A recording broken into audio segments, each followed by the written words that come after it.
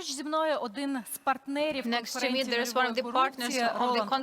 корупції» Roland Kovac, who is the director of program, which is advised by USAID and is implemented by PACT in Ukraine. Thank you for joining us and for the support of this brilliant event. Thank you for having me, and thank you for the Anti-Corruption Action Center. Thank you for all the partners, and thank you, of course, for leading us through these 2 days. Oh, it's a pleasure, and it still lasts.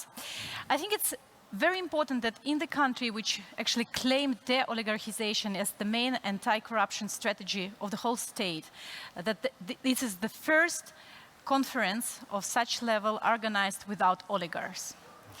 And Roland, why did PACT, why did Engage program decided to support such independent from the oligarchs-free platform for dialogue? So this whole event started off about 2 years ago with some ideas that Hanna, Daria had.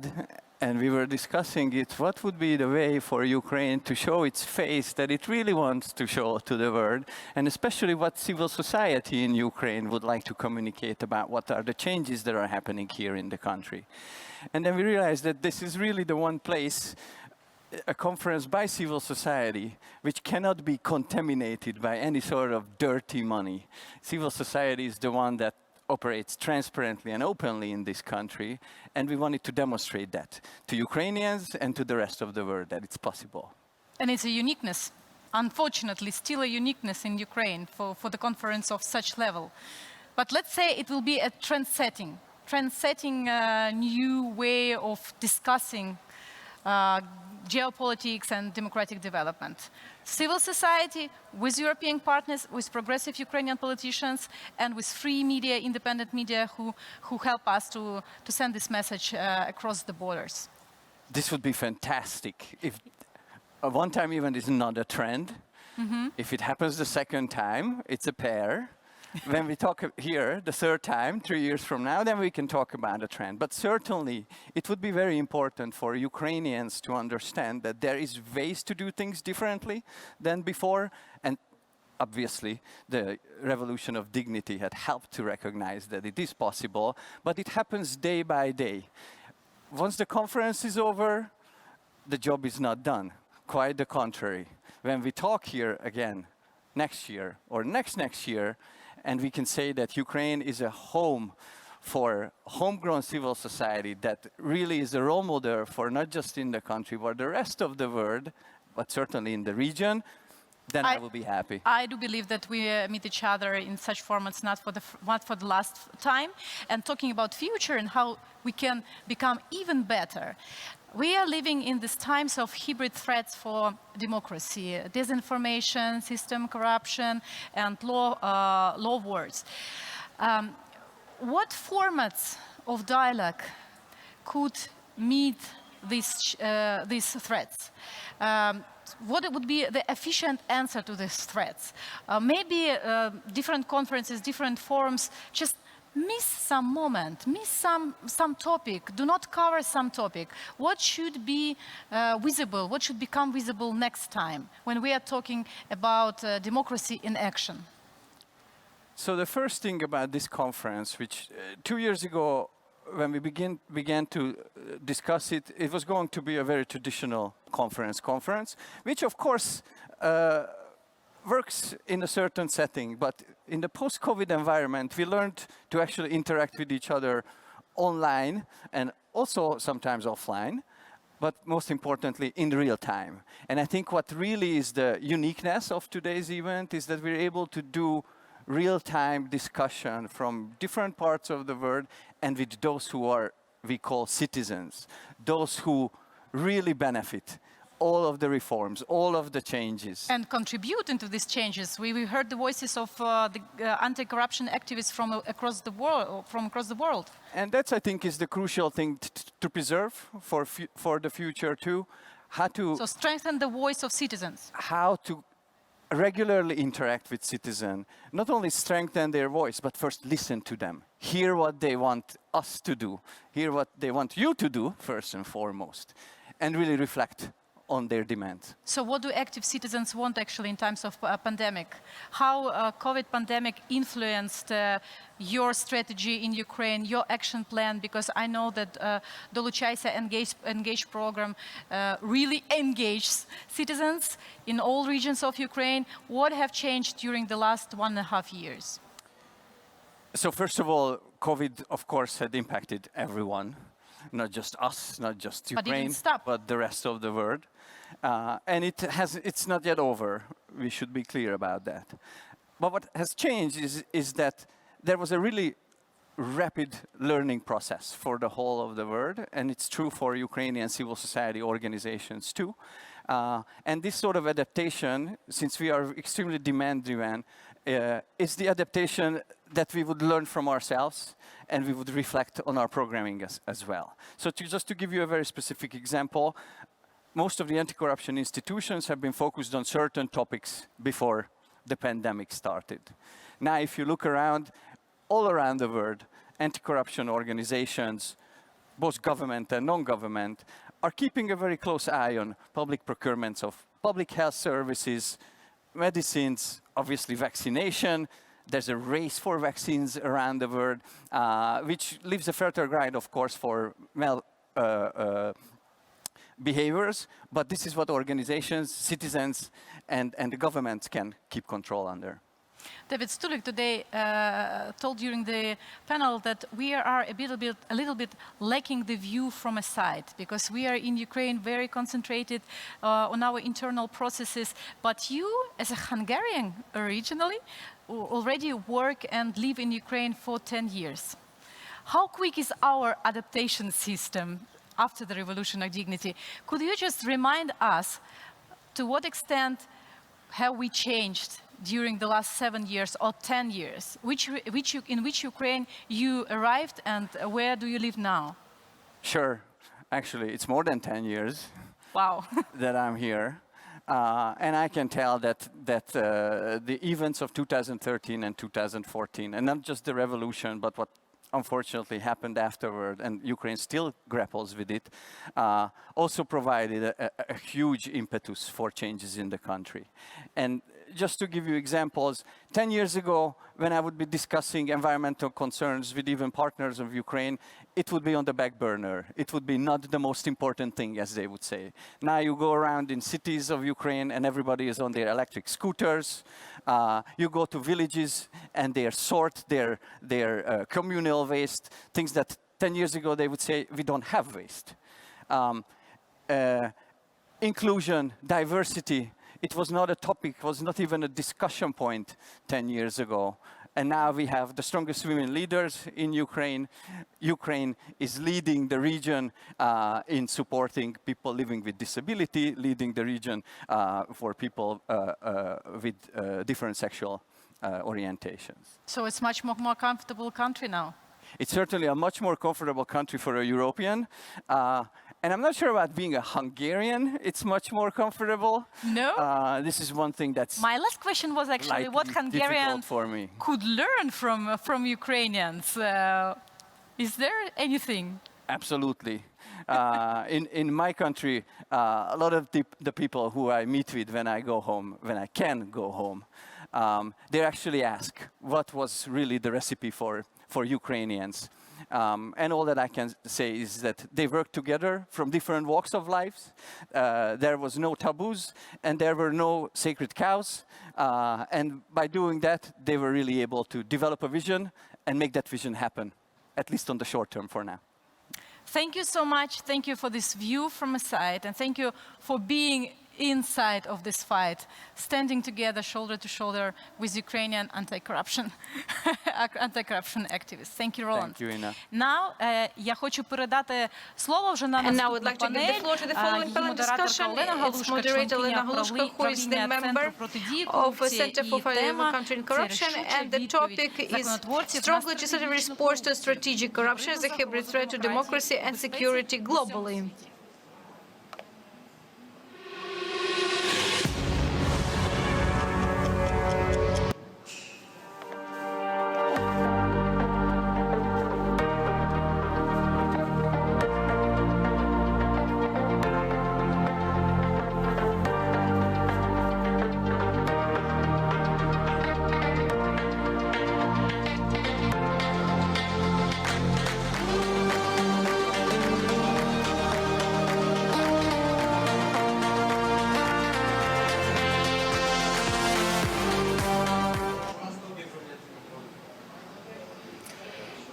Thank you, everyone, for listening to our intense two-day solutions marathon.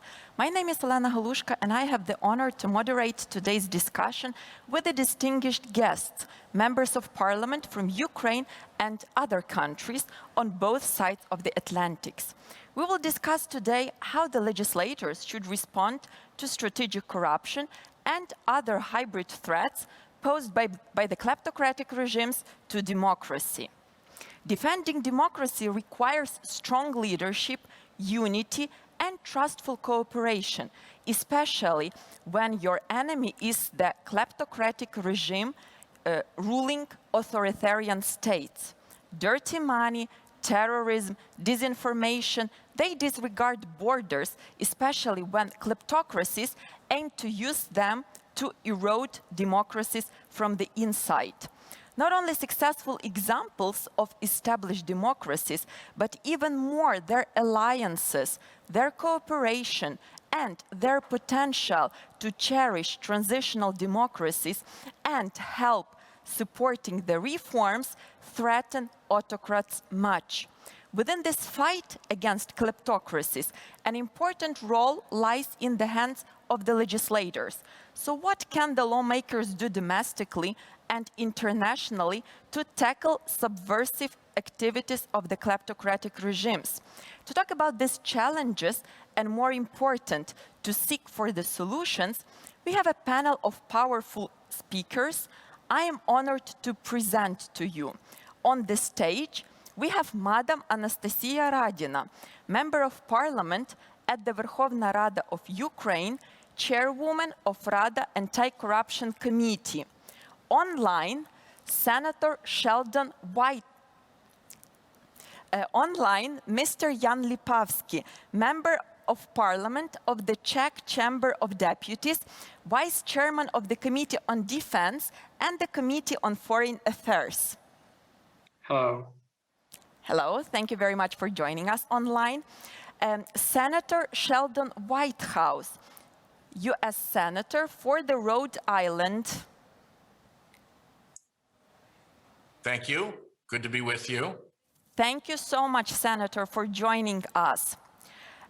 We also will have Mr. Laurinas Kащюnas, member of the Seimas of Lithuania, chairman of the National Security and the Defense Committee, who will join us a little bit later because they are having right now an important voting in the parliament. Also, we are having the pre-recorded addresses by Mr. Rihards Kols, member of the Saeima of the Republic of Latvia, chairman of the Foreign Affairs Committee, and Congressman Brian Fitzpatrick, U.S. representative from Pennsylvania. So let's basically move to our discussion. Senator Whitehouse, I won't be the first person during this two-day online intense solutions marathon who will address the issue of the super active anti-corruption and anti-kleptocracy developments that are currently happening in the US. Just a few days ago, President Biden, for the first time ever, officially declared the fight against corruption as the core national security interest. He stated, among other things, that corruption provides authoritarian leaders a means to undermine democracies worldwide. White House estimation is that the acts of corruption sap between 2 and 5% from global GDP. That's a lot. Senator Whitehouse, you are one of the anti-corruption champions in the Senate. You are defending and advancing anti-corruption legislation.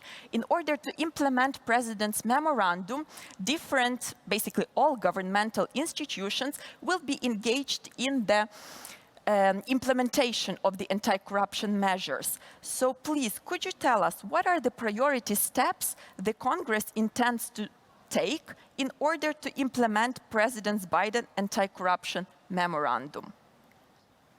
Well, thank you. I would say that there are three principal steps.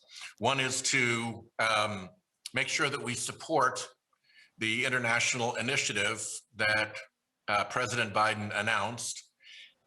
We don't have a date for it yet, but we want to make sure that it has the support of Congress, that voices in Congress that support the anti-kleptocracy work are heard there, and that we show the president as much support from the legislative branch as we can. This is a battle that many of us have been fighting for a long time, and to have the president treat this as a national security priority is really, really exciting. To put it mildly, President Trump didn't see anti-corruption work as a national security priority. The second thing is that we are starting anti-kleptocracy working caucuses in the House and in the Senate. The House of Representatives announced theirs, and we will be announcing ours in the Senate. Senator Cardin and I are the two Democrat leads, and we are still working with our Republican colleagues to determine who the Republican leads will be. And then we'll have our own announcement. So at that point, both sides of the Capitol will have an anti-kleptocracy caucus, and I think that will be helpful. The third and final thing is that we were able to pass the legislation to clean up American shell corporations, what's called the Beneficial Ownership Disclosure Law. It was a long battle, but we finally got it passed, and I think both Republicans and Democrats who supported it are very proud of it. And our task right now is to make sure that the Treasury Department and the Department of Justice work together to implement the legislation with regulations that are as strong and forceful and effective as they can be. So those are our three primary goals, and they all fall under the overarching principle that you have described, which is that, in effect, there is a clash of civilizations in the world, and it's between rule of law and non-rule of law, whether it's criminals or kleptocrats or autocrats. The non-rule of law world is a danger to rule of law, and we need to stop subsidizing it and stop aiding and abetting it by giving it access to rule of law facilities and refuge, particularly for ill-gotten gains. So thank you for convening this, and I'm delighted to be a participant. Thank you very much, Senator Whitehouse. You basically mentioned the establishment of the anti-kleptocracy and anti-corruption bipartisan caucus, and we indeed very much look forward to its launch.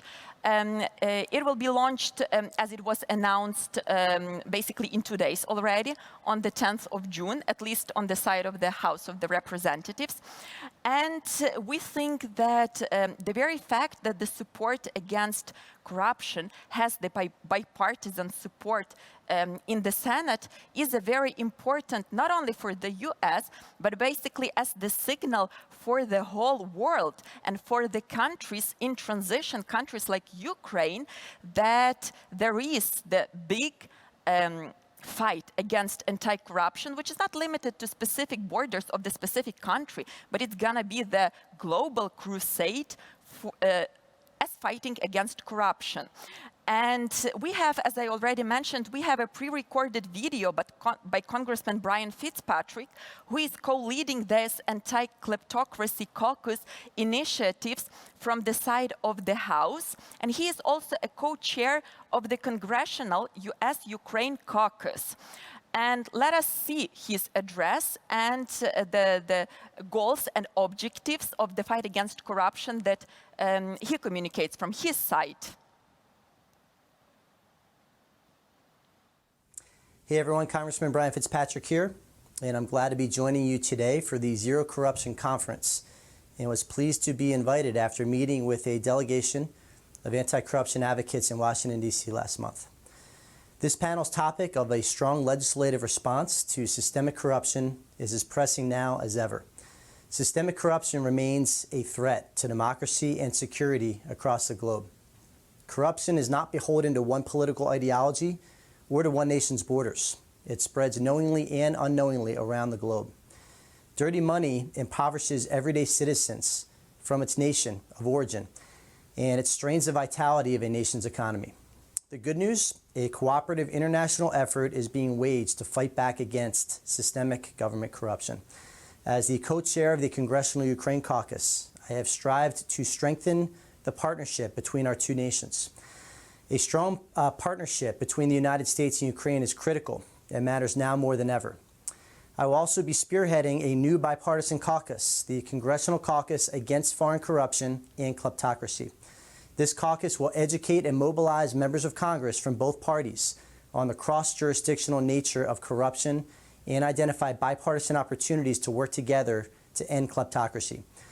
The caucus is already working on new legislation that cracks down on those benefiting from corrupt schemes, especially when they are taking that money overseas. And I assure you, members of Congress from both sides of the aisle understand the challenges that Ukraine faces, and we will continue to provide the necessary resources and support, and we have your back. God bless you. We are very grateful for such an inspirational address by the Congressman Brian Fitzpatrick. Indeed, corruption makes countries vulnerable to the external malign influence. Ukraine's successful democratic transformation is Putin's biggest nightmare.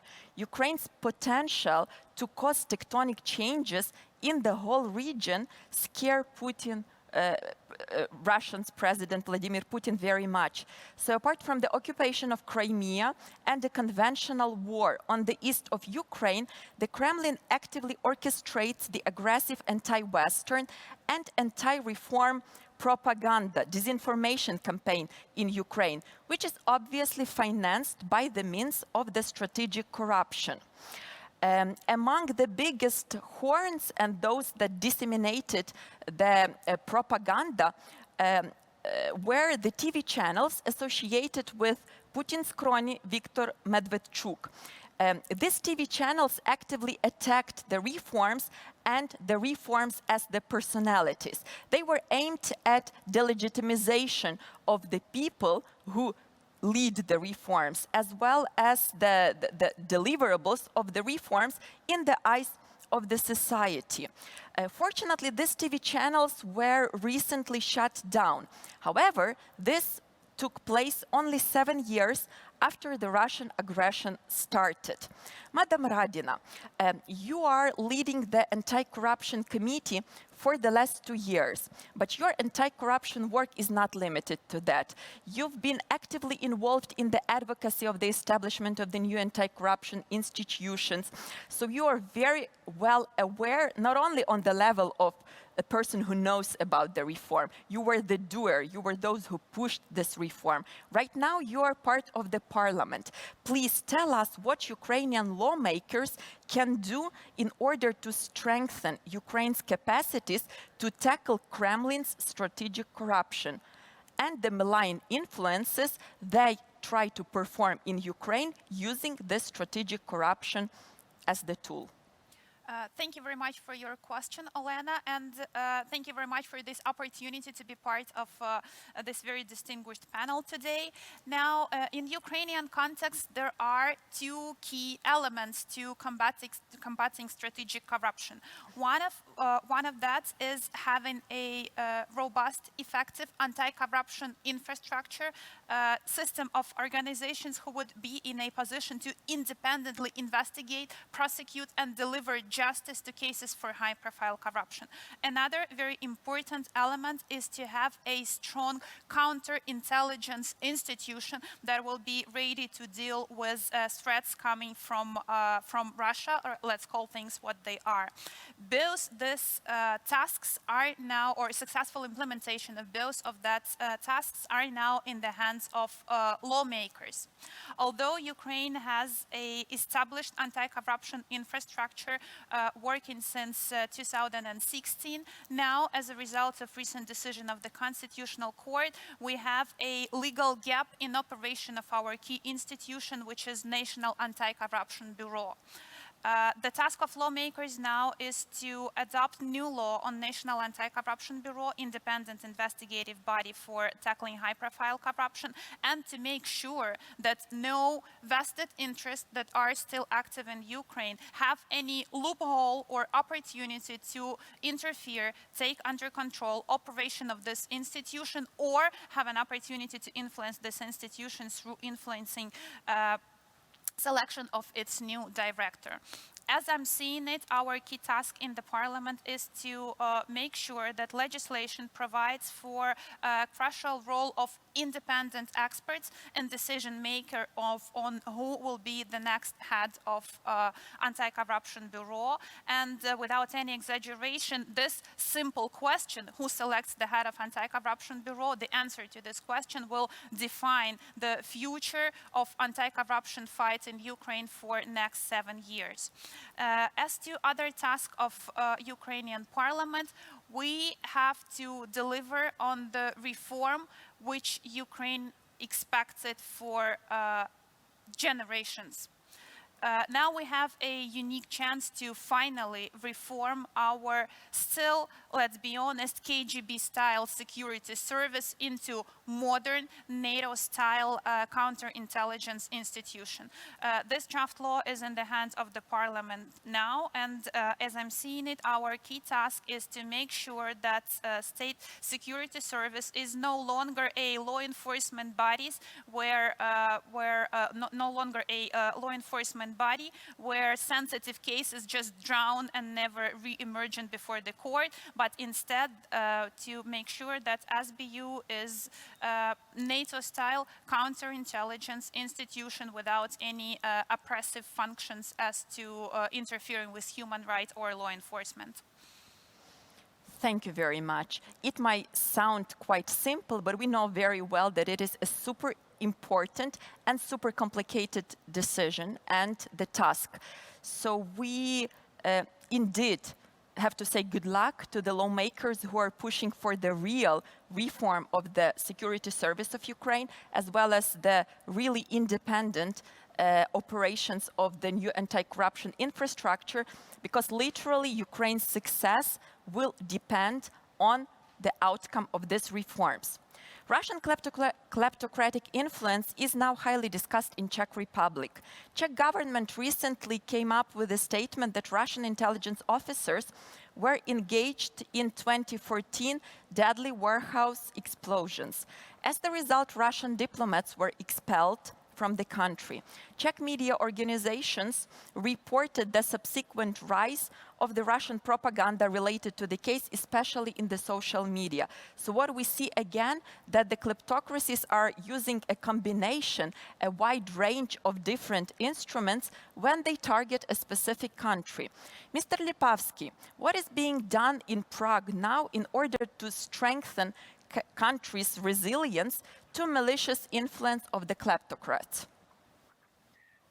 Thank you very much for this question, and thank you very much for being invited to this very nice conference and forum on corruption. Primarily, I see corruption as a phenomenon that weakens society and the state.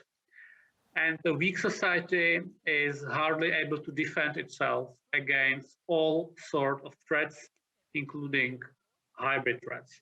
And what we can see in Verbětice Kols, but what you can see in many different countries, including Ukraine, it's a typical information warfare, spread of disinformation, and sometimes connected to hacking, cyber warfare, sometimes connected to international politics, sometimes even to war. What the Czech Republic does to counter these influences? We have created Commission on Hybrid Threats in our parliament. We convene regularly and debate the state of preparation on different levels. And by the way, this commission was also very active in COVID-19 because there's a lot of disinformation. It's a different topic, but same problem. We have a approved governmental strategy on strategic communication, so-called StratCom, because effective strategic communication of state, it's helps to fight disinformation and to put the positive narrative into media space. So those are the very specific issues the Czech government deals with. I'm opposition MP, so I could also criticize my government, but those are the very few results we are able to achieve. And also, the corruption creates the environment where these bad players, rogue players, can effectively work.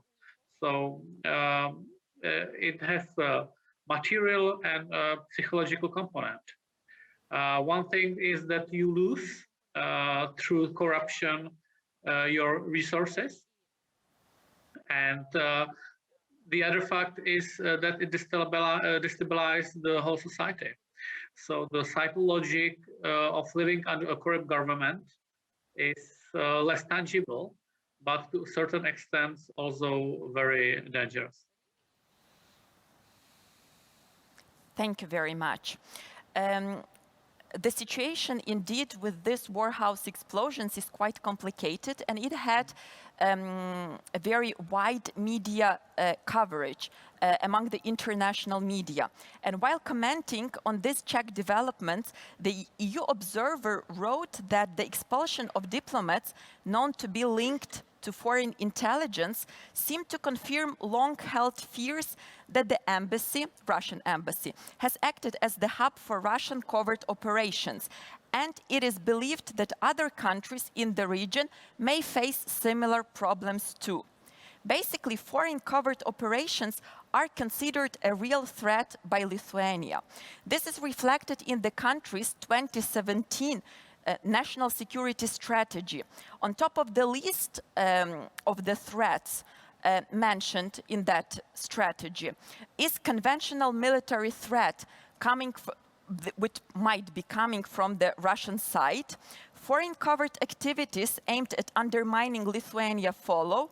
And then we have also threats to the transatlantic unity, corruption, terrorism. They are also there on the list. Mr. Kasčiūnas, could you please tell us how this strategy is being implemented right now in practice, and what are key further steps that Lithuanian lawmakers plan to take in the nearest future? So, hello, everyone. Thank you very much for the attention, for the invitation to this conference. I just have some ideas which I would like to share with you. Of course, as you see in almost every country, especially in Central and Eastern Europe, Russia has weaponized almost everything in all domains: military force buildup and projection, information warfare, economic statecraft, including energy and financial tools, build-up of a fifth columns, and our activities and adversaries against Lithuanian and our Western state and societies. And of course, corruption is also one of the weapons. So what we already did and what we are trying to do and what we are planning to do. Because the problem is that influence can spread not only using all traditional leverages, but also using investment, using economical leverage. Lithuania, 4 years ago, adopted very strong law of investment and acquisition screening.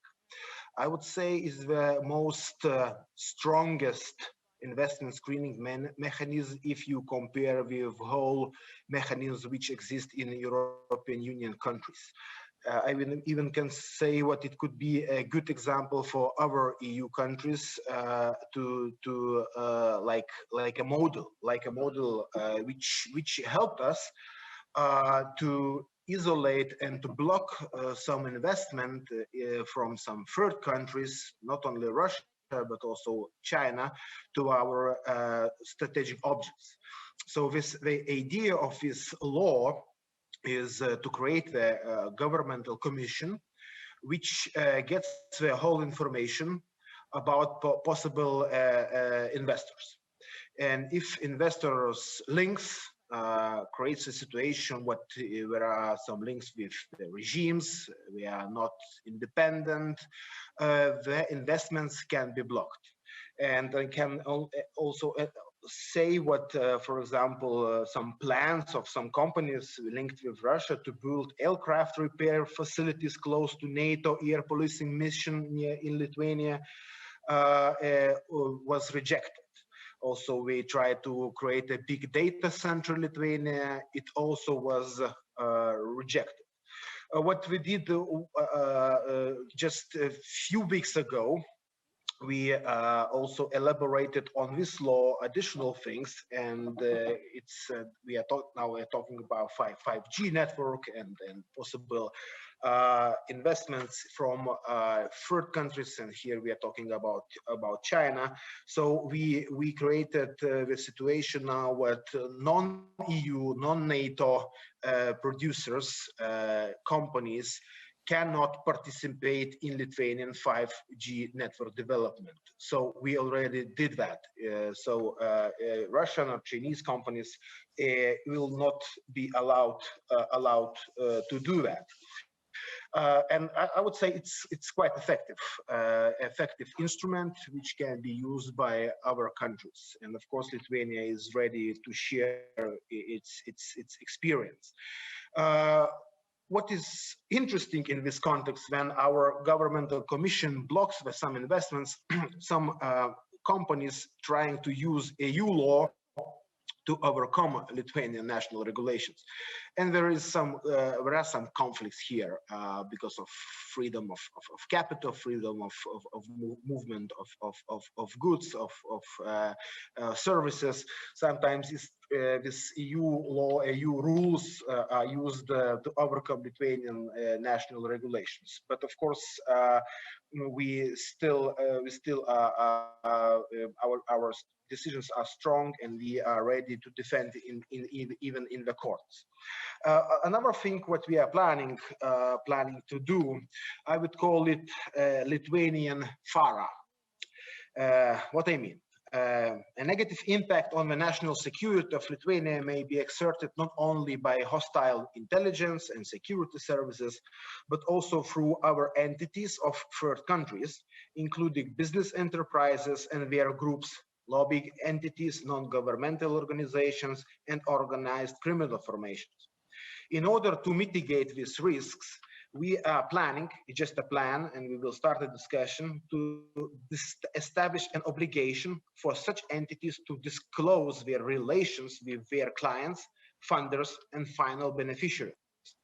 So we think what it's time, the time has come to talk about transparency and openness on financial assistance received from the third countries.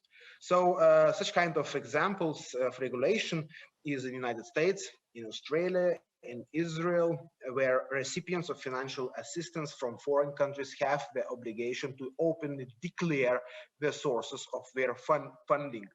I will say it will be hard discussion. We know it. We will talk only about non-EU and non-NATO countries entities and connections with non-EU and non-NATO countries. But of course, sometimes, of course, these ideas will raise a lot of discussions. But we are ready for that, and I hope it also will bring more transparency in Lithuania and understanding who is who in Lithuanian media, in Lithuanian NGO, and so on. So these two main ideas which I would wanted to bring to you. Thank you very much. Thank you so much, Mr. Kasčiūnas. It really sounds as a very ambitious plan, and we also wish you good luck with implementing it fully and basically entirely. Another country, which is the neighbor of Lithuania, Latvia, was very vulnerable to this, economic instruments of the kleptocratic malign influence just a few years ago. And Latvia was pretty vulnerable to financial crimes and money laundering. These are the tools that the kleptocracies are very often using in order to erode democracies from the inside. But these threats were considered and and treated by the country very seriously. And over the last 2 years, they have achieved progress in fighting against corruption. And we will have the pre-recorded video from Mr. Rihards Kols, who will tell us more about the achievements of their fight, as well as their to-do list. Good evening. My name is Rihards Kols. I'm the chair of the Foreign Affairs Committee of the Parliament of the Republic of Latvia. Dear participants of the conference, dear organizers, thank you very much for inviting me to participate at your conference. I very much value this opportunity to express my thoughts and views on the issues you have set forward for today's discussions. Unfortunately, due to the Parliament's intense work, I wasn't able to join you live and to discuss, but nevertheless, I wanted to thank the organizers for allowing me to give a food for thought for your discussions from my point of view on the topic you have put forward. Corruption is perhaps best described as a malign force which perpetuates poverty, sows insecurity, and robs the world's most vulnerable people of desperately needed public services. It drains resources that are aimed to help citizens and weakens our collective security and the sovereignty of nations. It can manifest in many forms, from criminal acts like bribery, extortion, and embezzlement to highly questionable but sometimes legal practices like nepotism, patronage, and cronyism. Pick any country in the world, a representative democracy, one-party state, or a military dictatorship, and you will find a common thread. They all are grappling with problems that stem from corruption. In the worst cases, corruption costs lives. An estimated 500 billion of funding destined for health services is lost to corruption every year. We know that corruption in the health sector kills an estimated 140,000 children a year, fuels the global rise in antimicrobial resistance, hinders the fight against the HIV/AIDS, and has hampered the ability to respond to COVID-19. Corruption has been a driving force behind some of the deadliest conflicts in recent history by helping create conditions in which these conflicts can thrive. It perpetuates poverty, inequality, and injustice, wastes funds that could be spent on development and security, and facilitates the operations of extremist groups and organized crime syndicates. We cannot overemphasize the corrosive effect corrupt activities have on our societies. Corruption erodes trust in public institutions. This is especially concerning at times when governments are grappling with the economic, health, and social impacts of the pandemic. For Latvia, Eurobarometer surveys on corruption throughout the years are a stark reminder of how relevant the problem still is in Latvia. They also show that the government needs to do more in prosecuting high-level corruption cases and reduce the tolerance of corruption to obtain public services. The high level of tolerance against corruption and the low motivation to report instances of corruption is affected by lack of results in government efforts to punish corrupt officials and bribers. However, in order to successfully combat corruption, it is important not only to fight corruption, but to invest in prevention and education of society. Some of these self-destructive practices stem from our Soviet occupation past, where bribery and blats, tit-for-tat systems were normalized into everyday practice and skill of survival. Some of it makes us look closer at our own backyard. It is not a pleasant look and makes us consider some hard truths about ourselves before we can move forward. They do say that you have to recognize the problem before you can start solving it. So a little history. Latvia's financial sector was heavily shaken in 2018. There was a risk of country being added to the so-called grey list. What did we do? Authorities imposed strict measures on financial industry, which at one point handled as much as 1% of US dollar flows. In the ensuing cleanup, we replaced our bank regulator, anti-money laundering watchdog, and central bank governor, froze suspect cash, expelled suspicious shell companies, and opened a raft of criminal probes. The Parliament expanded the role of the Financial and Capital Market Commission to cover anti-money laundering and counter-terrorist financing, and imposed beneficial ownership requirements on local limited companies, foundations, unions, farms and fishing enterprises, partnerships, and other entities. In recent years, Latvia has adopted several legislative reforms aimed at strengthening the efficiency of the anti-corruption framework. The criminal legislation has been amended to align the offences of abuse of office, bribery, and trading in influence with international standards. The adoption of the whistleblowers law for the first time provides a holistic basis for the protection of whistleblowers. The capacity to investigate corruption cases has improved. The Latvian justice system has been continuously improving its quality and efficiency, notably through a number of measures, among them training and consecutive judicial map reforms. The legal framework for media ownership transparency is in place. As regards the transparency of media ownership, the law requires providing information on the existence and change of beneficial owners. It has taken serious efforts in the literal sense of the word, demanding in-depth and trust-based strong international cooperation, basing on effective and binding legal frameworks. And this truly is the only way these kind of efforts succeed. There is no way around it, because if there is, that's where you usually find the corruption. The tougher restrictions have pushed the flows of dirty money into new countries and over different channels. It really is a never-ending battle. And relax at your own risk, because it is always too early for Latvia too. So challenges remain regarding the prosecution of corruption cases and their adjudication in courts, where proceedings often remain lengthy. Work is ongoing on legislation to improve the transparency of lobbying and to strengthen the regime to prevent conflict of interest.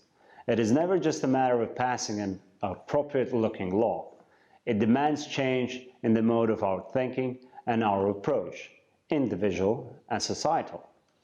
In conclusion, history has taught us that no system is entirely future-proof, and vigilance and innovations are constantly required. The legislative landscape has continuously developed in line with our awareness of understanding of the corruption risks. All of you will know the ancient Greek myth of Sisyphus, constantly having to push the boulder up the hill, only to see it roll back again. I've heard it said that countering money laundering and terrorist financing is, in effect, a Sisyphean task, but that is to suggest no progress is possible, when in reality the right tools and the right amounts of cooperation and collaboration will bring us a very long way indeed. If Sisyphus had modern tools and the support of others, the task would have been imminently achievable. So this said, we all realize that corruption will remain a problem. The question remains, are we ready to fight it, truly fight it? Not only at the national level, but international level. And if we are, truly are, the cooperation, cross-border cooperation, should be activated, deepened.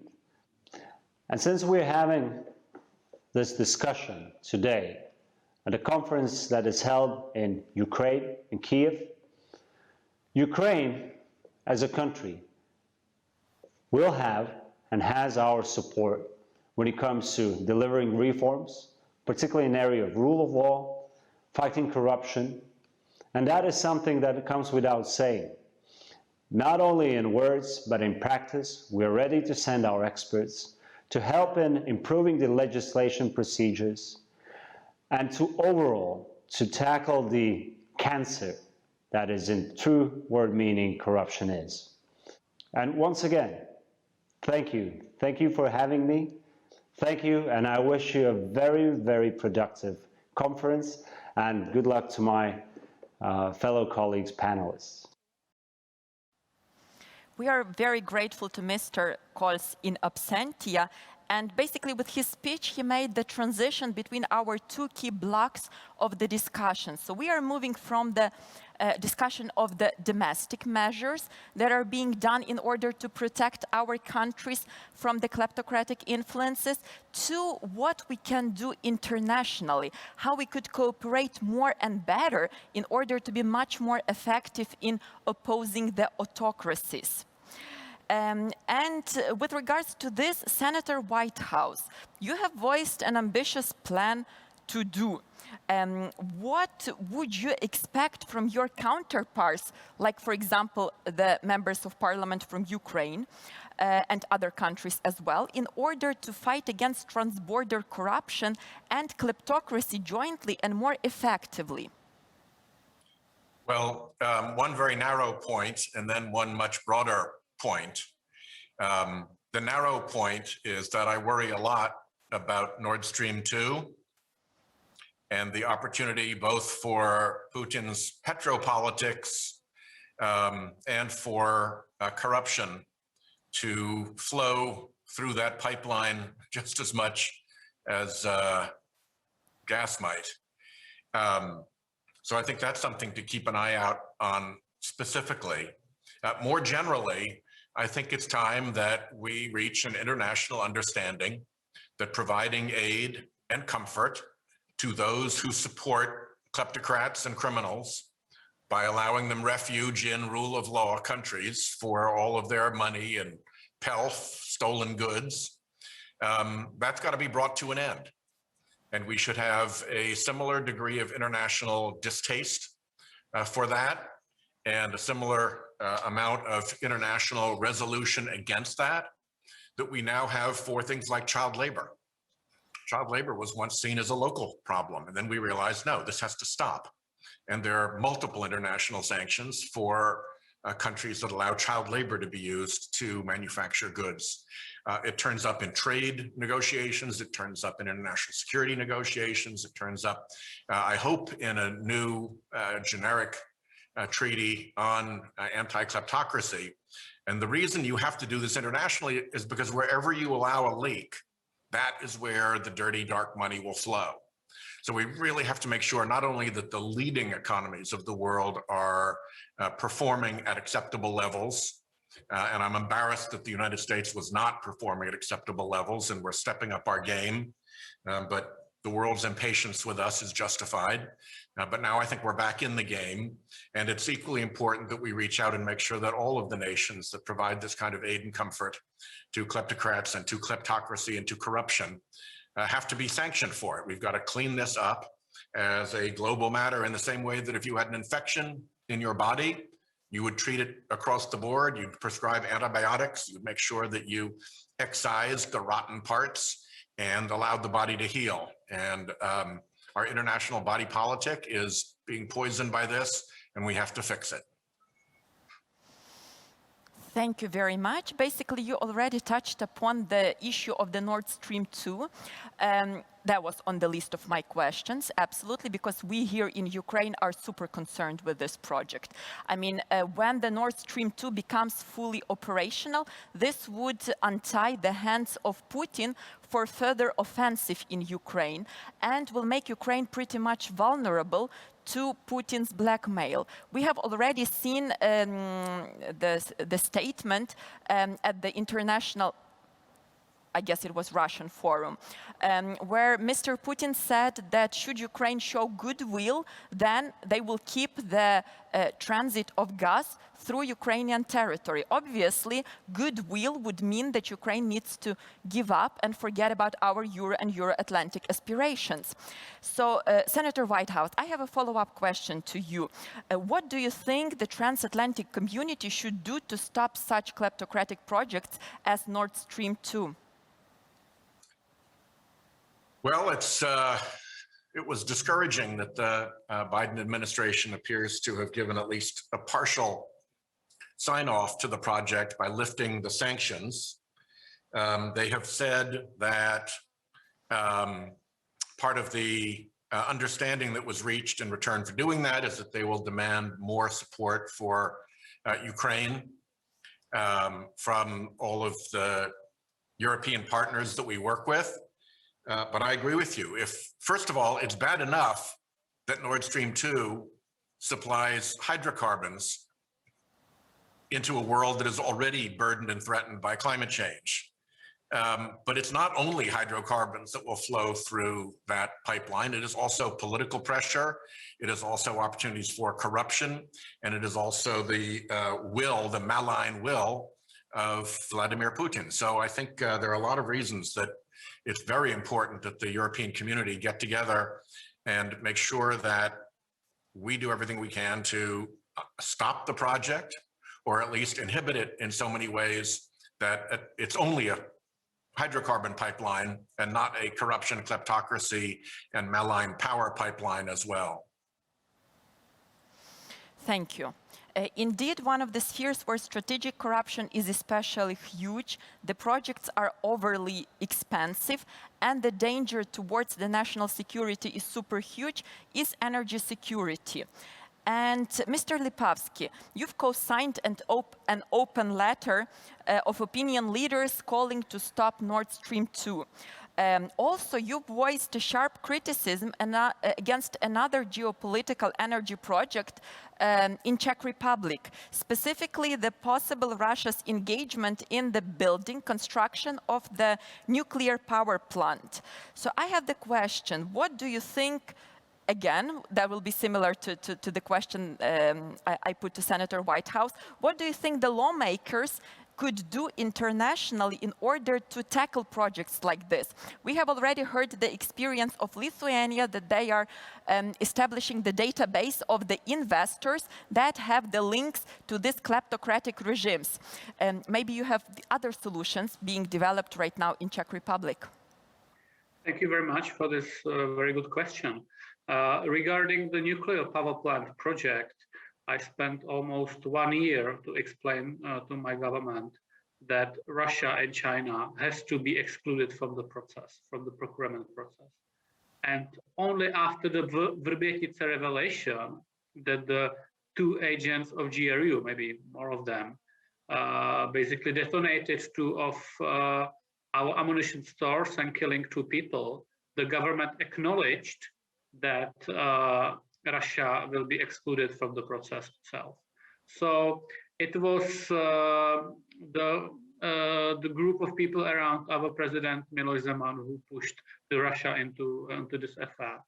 And if the state listens to experts, to security services, to institution designed to protect its interests, there wouldn't even be never ever considered Russia to build a power plant, because you can build a nuclear power plant with US, with South Korea, or with France, with democratic countries and with countries who respect our way how we live, not with Russia and China. They do not respect it. What we can do internationally. This is quite a hard question, but we have to listen to security concerns of our partners. We share NATO membership or who would like to join NATO, which is the case of Ukraine, and I'm a big supporter of Ukraine and NATO membership actually. So that's something I would like to mention. Looking at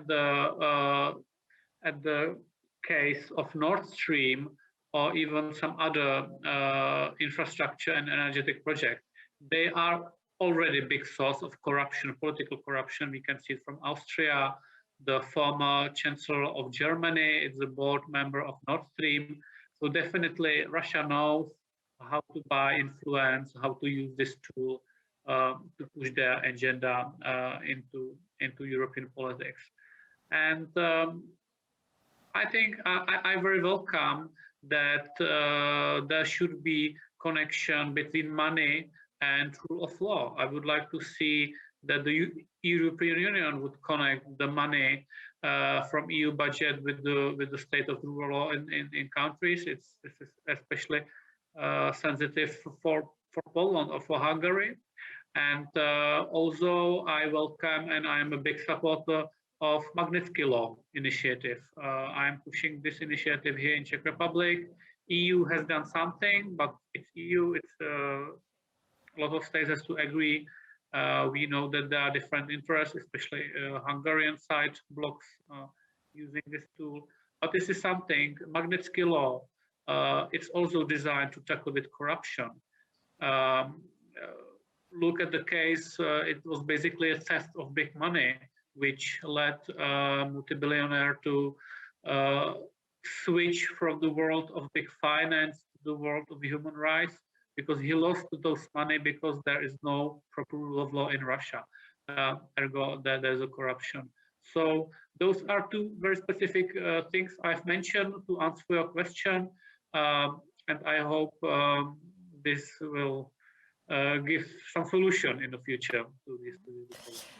Thank you very much. And as a Ukrainian, I have to say a separate gratitude to you for mentioning membership perspective for Ukraine in NATO, because cooperation is indeed crucial and could be a real, practical leverage of reforms advocacy. When Ukraine started doing the reforms back in 2014-15, we heard a lot from the former officials of the Central European and Baltic states who did reforms then, there, in late 1990s, early 2000s.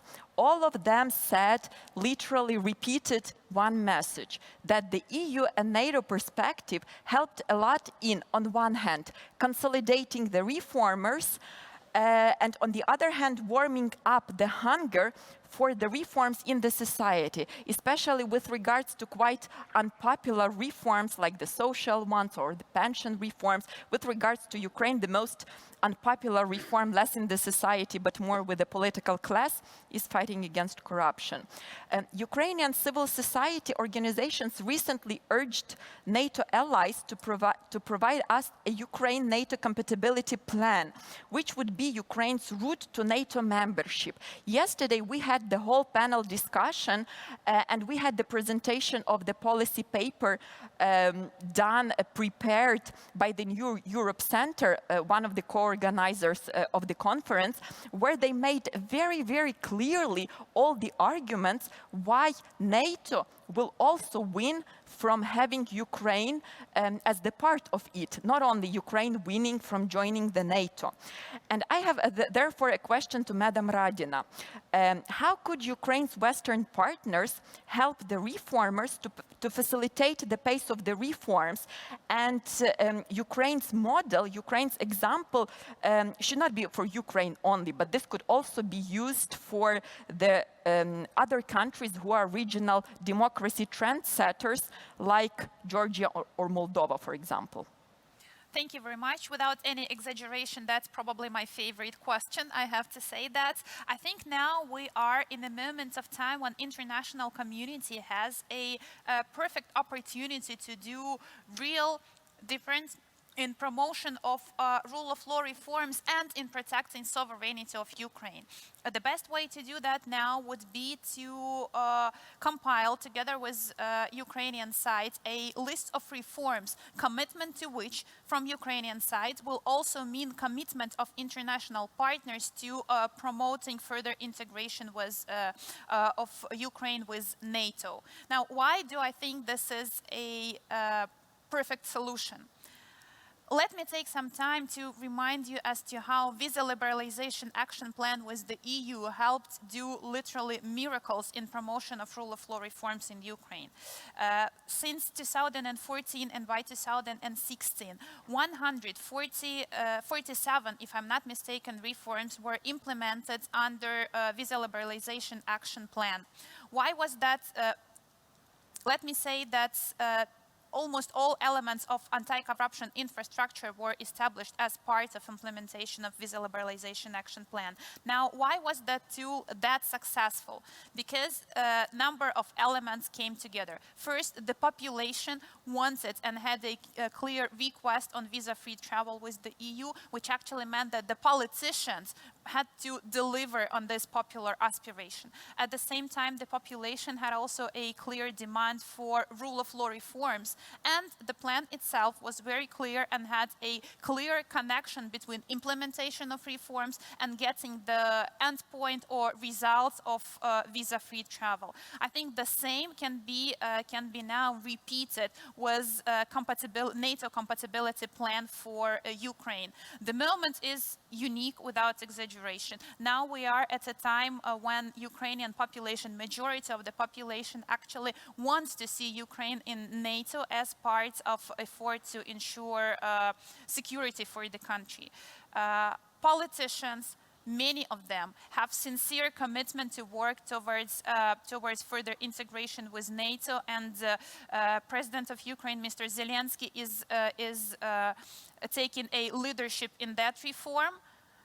So having a plan was understandable, predictable endpoint of commitment of foreign partners to work on an open door policy and further integration with Ukraine for Ukraine into NATO would be a solution that will empower rule of law reforms, but also help pro-reform actors in the government to work from within using that leverage. And let me also take some time for thanking Senator Whitehouse for the initiative that he described.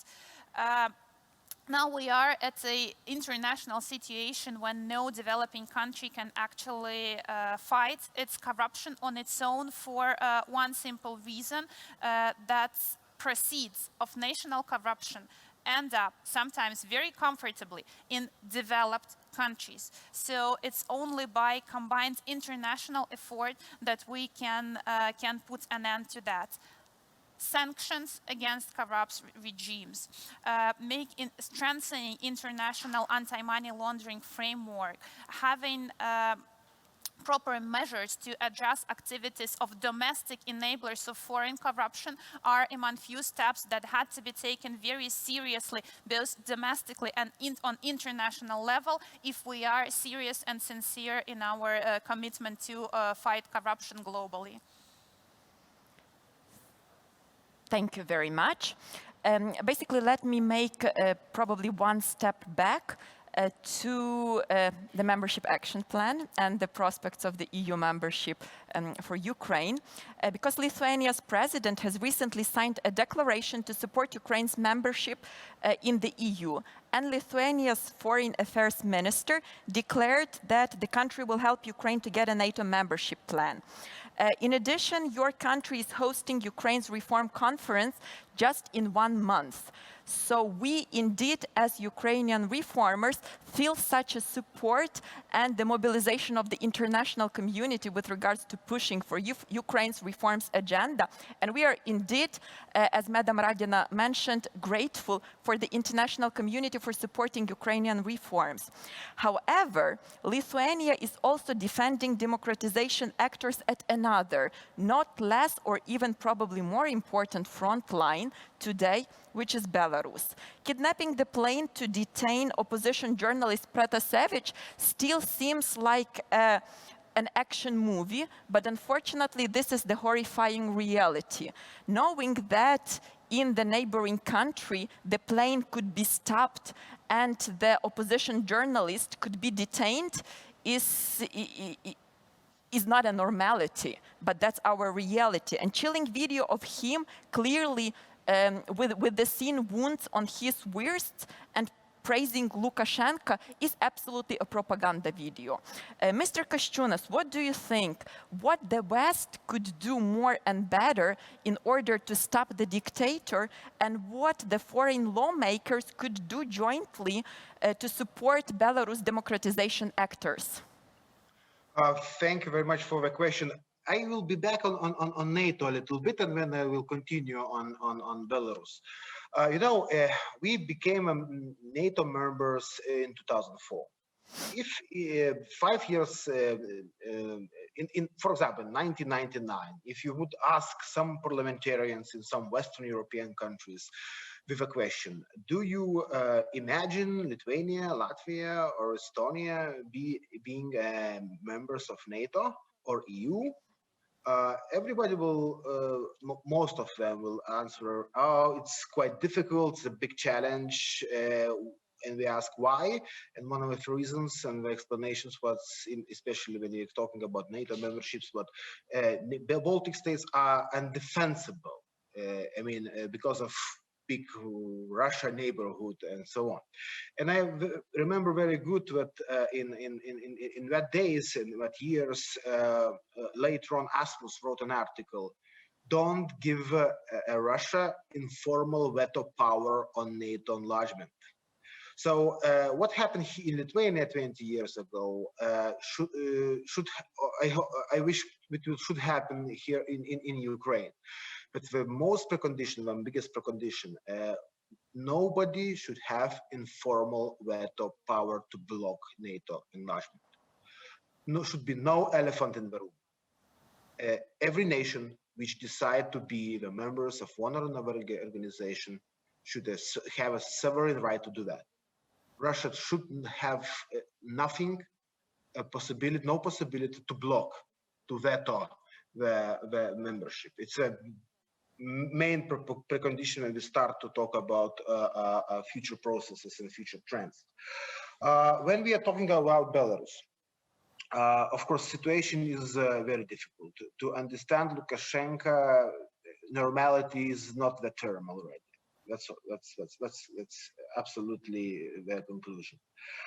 He has no red lines.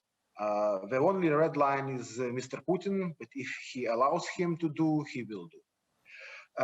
Lithuania is paying the price for our strong position on Lukashenko regime, because we are supporting Belarusian Democrats opposition. We are created even the hub of opposition in Vilnius, in our capital. We are paying the price. First of all, illegal migration started, and of course all the time of the provocations, what you already talked about, and so on. What we can do? Of course, we should think about real sanctions package. The real sanctions package. It is the same case on Russia when we are talking about sanctions. Sometimes it looks like what EU implements in sanctions, which is like more face-saving, but not real sanctions. Real sanctions, it means when you know who is who in Belarusian regime, when you know where is Lukashenko's pockets, when you know where is the business structures which supporting him, and they are very close to him, and to put all these objects, all these entities into the sanctions list. What sometimes happens in EU, some countries have some links with one company, with one person, and so on, and we're trying to take out these persons or companies from the sanctions list. So we should not allow that. We should have the real sanctions package. And it should, I would say it's the biggest like aim, the direction, the correct direction which we should go ahead to implement real sanctions. And historical history shows that when Lukashenko is under the pressure, he starts to negotiate. He starts to make some some moves. For example, I would call it this selling the political prisoners. For example, in 2010 he released some of them when EU decided to lift out some sanctions and so on, to bring back Belarus to some cooperation levels with the EU, and so on.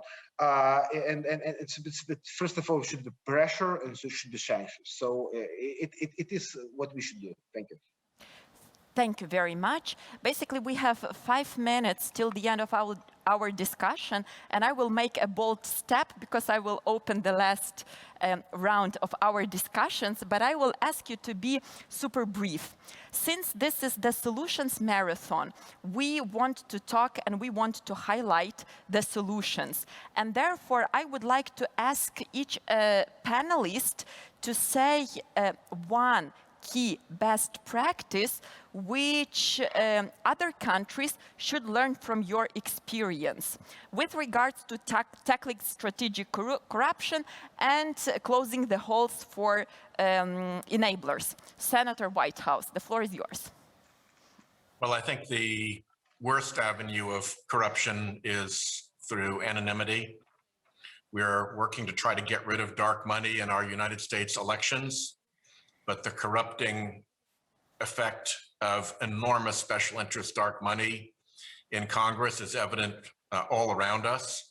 So we have a local experience of it as well. And of course, internationally, it contributes to an even worse state of affairs in which truly evil forces in the world are sanctioned and supported by rule of law. So get rid of dark money, provide transparency, the more the better.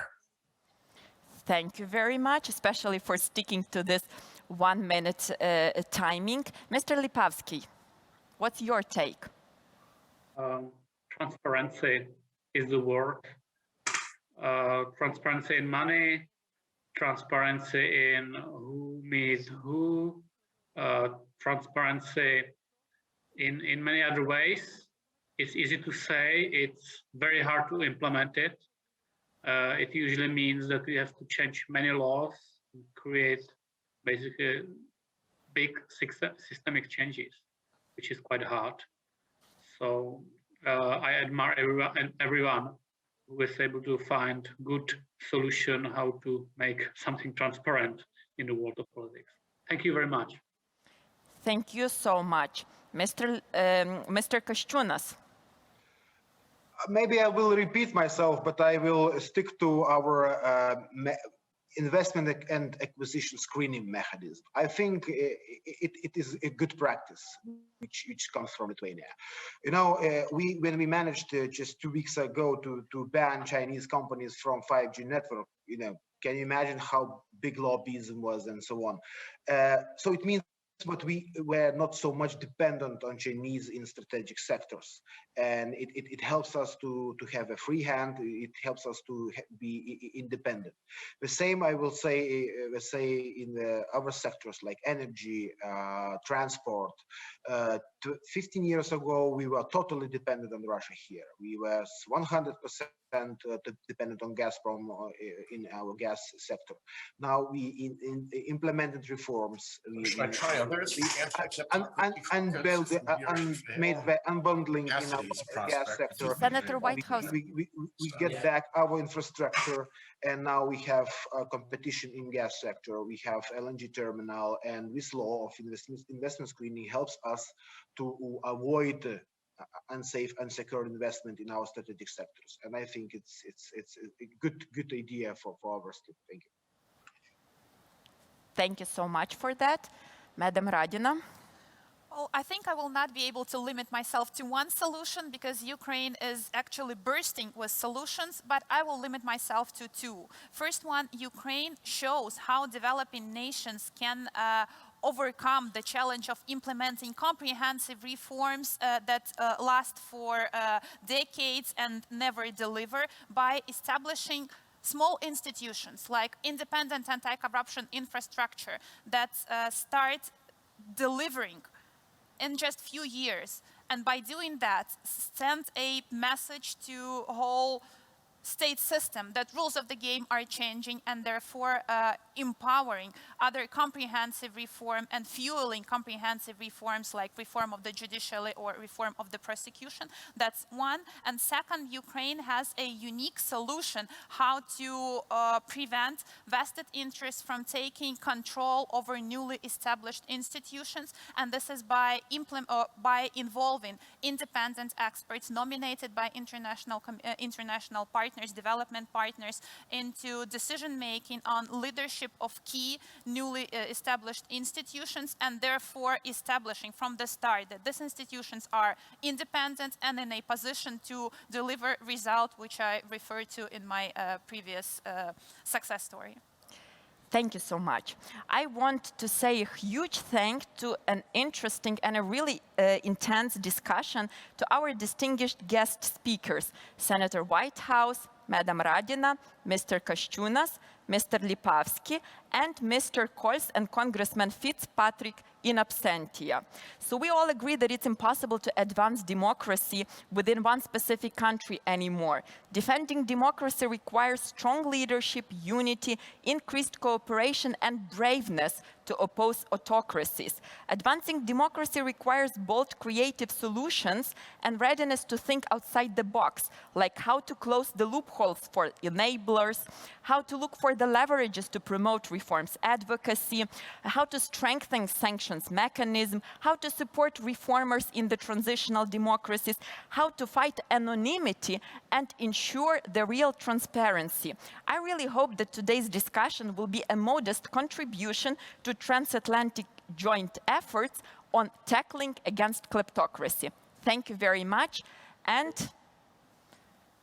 stay with us because we continue. Corruption is probably the most known word in Ukraine. But what do Ukrainians think about corruption? Let's have a closer look at the data from the recent anti-corruption poll to find the answers. For 75% of Ukrainians, corruption remains one of the top concerns, while 63% believe it is highly prevalent in society. Simultaneously, Ukrainians are intolerable of corruption. The share of those who think it should not be justified hits 75%. When asked about corruption, most of Ukrainians think first of all grand and political corruption, hidden in the offices of the deputies and top officials. Still, the share of those who think that the prevalence of corruption throughout governmental bodies, with the exception of police, has dropped. But in real life, the share of those who admitted to have faced corruption personally during the previous 12 months fell to 16%. COVID and less contact among people oust traditional person-official interactions. Across the country, experiences of corruption differ from oblast to oblast. Only in 7 oblasts, respondents reported increased levels of corruption, while the rest claimed the same or lower levels. Who has the will to overcome corruption? Citizens, media, and NGOs. However, many are discouraged as they feel anti-corruption fatigue and think their efforts are futile. More than a half vest responsibility for countering corruption in the president and his office. Ukrainians are increasingly confident that this is the responsibility of the specialized anti-corruption bodies like the National Anti-Corruption Bureau, Specialized Anti-Corruption Prosecution Office, National Agency for Prevention of Corruption, or the Higher Anti-Corruption Court. Feel this is incomplete? Get a bigger picture at engage.org.ua.